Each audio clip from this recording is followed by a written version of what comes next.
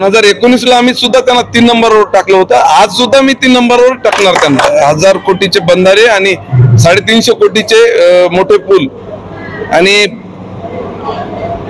आता सांगितल्याप्रमाणे ST bus स्टँडला smart bus स्टँडची मंजुरी, बीओटी तत्वावर 150 गाळ्याचं बांधकाम, ही जी उपलब्धी आहे ते फक्त शिवसैनिकच करतो. ते बोगस शिवसैनिक आहे, त्याच्यामुळे त्यांना शिवसैनिक काय राहते माहीतच नाही ना. DC9 मराठी न्यूज मध्ये सर्वांचं स्वागत आहे.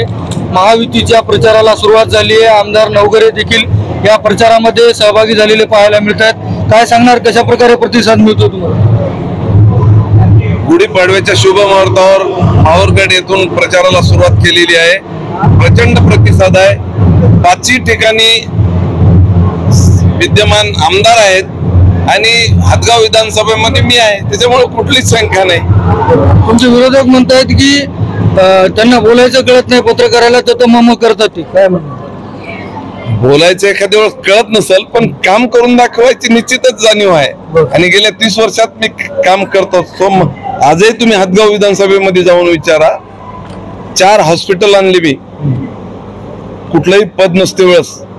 ग्रामीण रुग्णालय 2, प्राथमिक आरोग्य केंद्र 2, 7 उच्च पातळी बंधारे पेंगंगा नदीवर जवळजवळ 1,500 कोटी रुपयाचे, 7 नवीन विदर्भ आणि मराठवाड्याला जोडणारे ब्रिज, जवळजवळ 1,500 कोटीचे बंधारे आणि 350 कोटीचे मोठे पूल आणि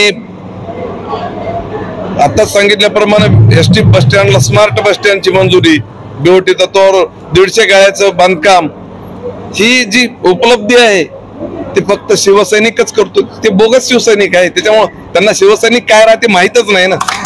बरं, अपक्ष उमेदवार शिवाजीराव जाधव हे म्हणतात की तुमची उमेदवारी धोक्यात आणतो. येणारा काळच समजेल तुम्हाला काय कोण कोणाची धोक्यात.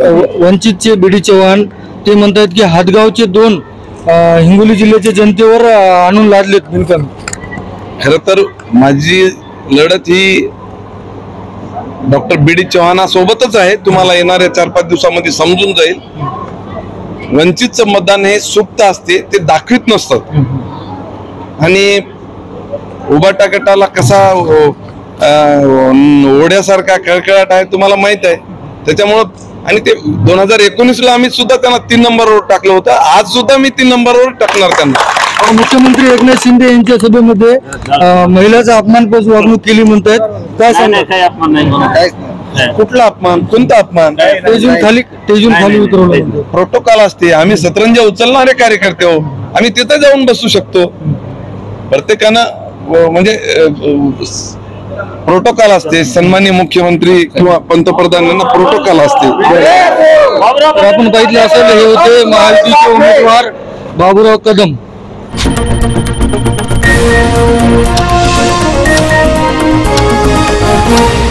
DC9 मराठी न्यूज, बातमी तुमची, निर्भीडता आमची.